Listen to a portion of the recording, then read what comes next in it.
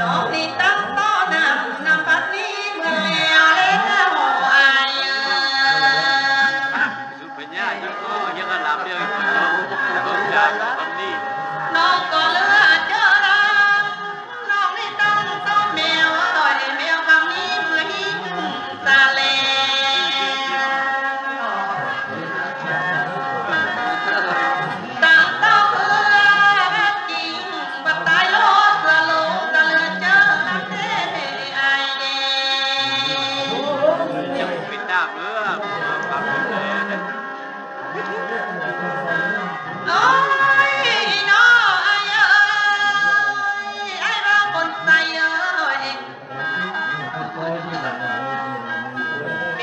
ตายนั่นมาเจอเต้าตั้งบ้านบ่ตนร้ายบ่อยากทันบ่ใจ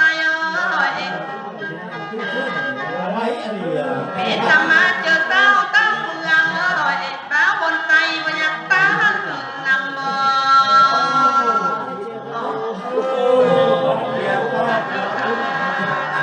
บ่แม่นสาวพวกบ้านและตนร้ายบ่อยากลำนำบ่น้ออายน้อ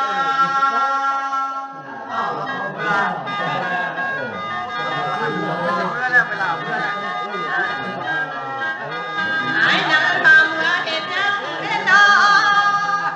กคนเริ่มเมืองเมื่อกำนันไอ้เป่าเมื่อกันเย็นก็ซ้อไอ้น้อใช่ว่าอยู่ยังเมื่อไหร่แล้วไอ้เสียงคนตอนนี้นะเจ้ายักเมื่อแต่เห็นเลยเจ้าเป่าเมื่อกันเต้าเจ้าบ่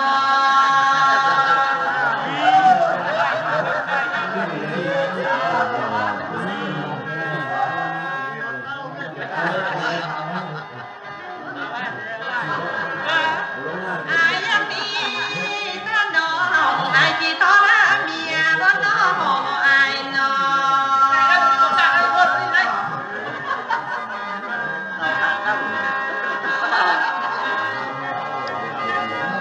เรื่องคนนี้หลับ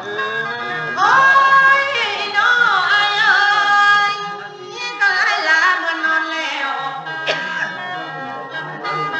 ยามน้องพี่น้องไอ้ให้น้องเบิ่งไปตั้งเด้แปลงเด้ยามน้องพี่ตัดตายให้นางแยงไปเพี้ยนน้องไอ้น้อง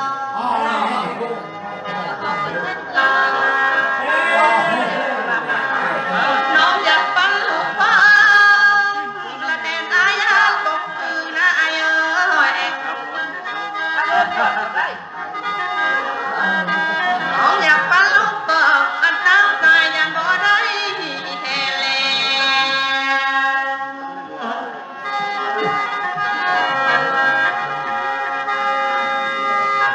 น้องดีดา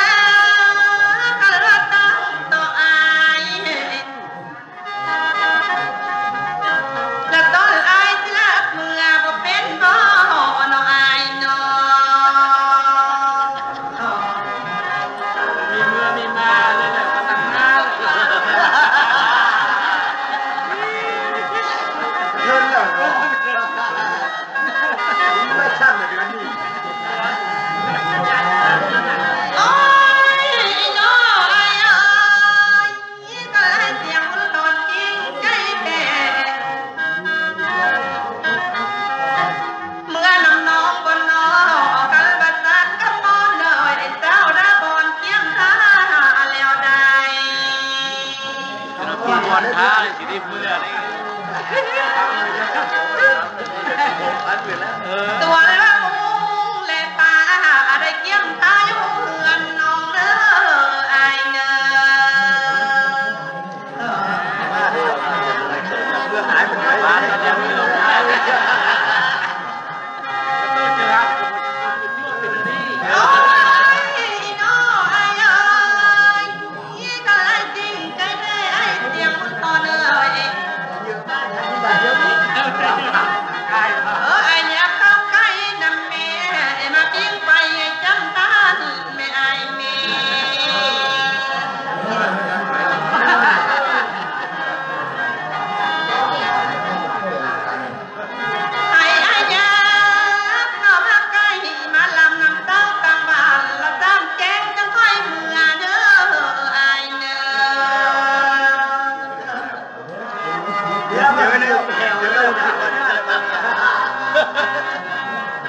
ดาวถึงร่มลงกระดุมเมื่อวา โอ้ น ยน้อยเอ้ยก็แลเสียงบุญทอนจริงใจแน่ไอ้ต้นตายยักมามีมาจับมือทั้งสายมันบอกแก้มตามัวเลยบ่น้อยน้อย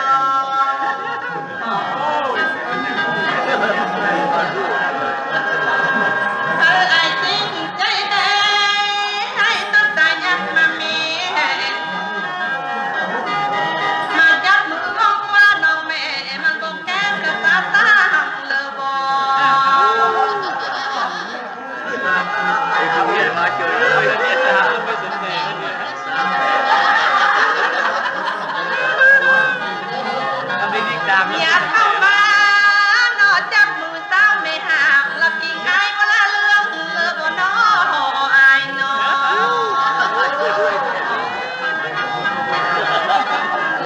เราเริ่มรักกันอีกด้วยไม่ตามเรื่องเมื่อจะตัวหน้าที่วัด ไอ้อยากคืนไล่เด้อ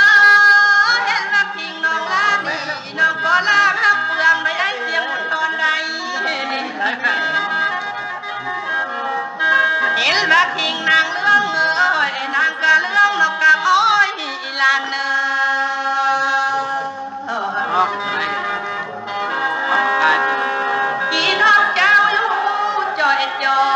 ยละพิงคอยจะเล่าเรื่องให้อายได้ มาล่า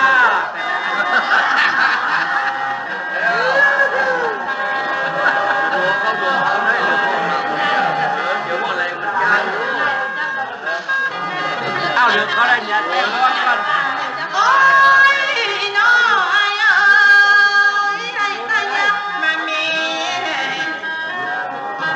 ยับมาเราคอยมาสมัคร ยักมานั่งข้างฝ่ายคอยคอยยิ้มตาได้บ่ดีน้อยน้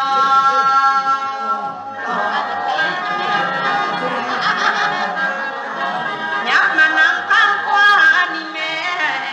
ให้เต้านางลำอ้อยข้างนำแม่ เอาหมักมานะ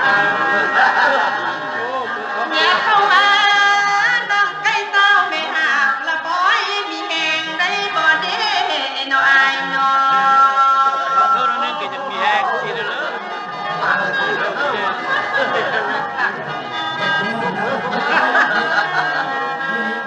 ดูตาเด็กเมื่อออกลูกกลางเลย โอ้ยน้อยเอ้ยขันรักใจลูกตายบ่กล้าไอ้เอ้ยบ่ได้คิดสั่งงานเอ้ยตายเน้อตายบ่อยากฆ่าเอ้ยบ่ได้สูญพี่น้องไม่อายได้ ทางล่างจะเป็นอาบอยู่เลยเกิดมาเขาเพิ่มจะไม่สูญเลย ค้างไม่ถูกแน่ โอ้ยน้อยเอ้ยน้องอยากจับมืออ้ายบ่แม่ให้เสียงตอนเอ้ยบ่เป็นรักยาน้องนา จับก็ได้จับก็ได้ น้องอยากไปข้างตายเบิ่งเด้ให้เป็นจ้าน้องดีมั้ยน้องนา